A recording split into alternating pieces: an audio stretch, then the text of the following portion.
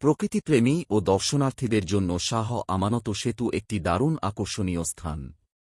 বিকেলে কিংবা সন্ধ্যার আলো আধারিতে সেতুর ওপর থেকে কর্ণফুলী নদীর বহমান রূপ, মাঝিমাল্লাদের নৌকা পারাপার আর চট্টগ্রাম শহরের দূর সীমানার বাতিগুলোর ঝলকানি যে কোনো মানুষের মন কেড়ে নেয়।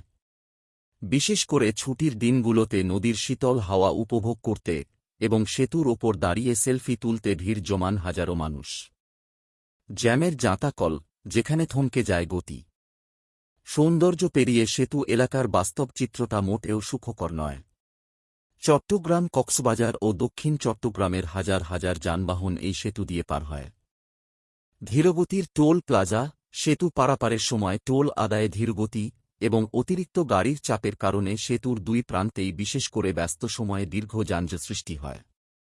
যানবাহনের জটলা, মোড়ে মোড়ে এলোমেলো গণপরিবহন, পার্কিং ও যাত্রী ওঠানামার কারণে সেতুর মুখে জ্যাম নিত্যদিনের ঘটনা।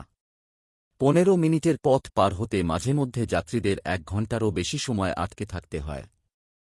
বিপজ্জনক পারাপার, মৃত্যুর ঝুঁকি নিয়ে পথচারীদের দৌড়ঝাঁপ। নতুন ব্রিজ, মোড় এবং সেতুর সংযোগ সড়কগুলোতে সবচেয়ে বড় উদ্বেগের নাম বিপজ্জনক রাস্তা পারাপার। নির্দিষ্ট কোনো ফুটওভার ব্রিজ ব্যবহার না করে বা জেব্রা ক্রসিং না মেনে মানুষ চলন্ত বাসের সামনে দিয়েই দৌড়ে রাস্তা পার হচ্ছে। হাঁকডাক দিয়ে ছুটে চলা দূরপাল্লার দ্রুতগামী বাস আর ট্রাকের মাঝখান দিয়ে শিশু ও বৃদ্ধদের এই পারাপার যে কোনো মুহূর্তে বড় ধরনের দুর্ঘটনার কারণ হয়ে দাঁড়াচ্ছে।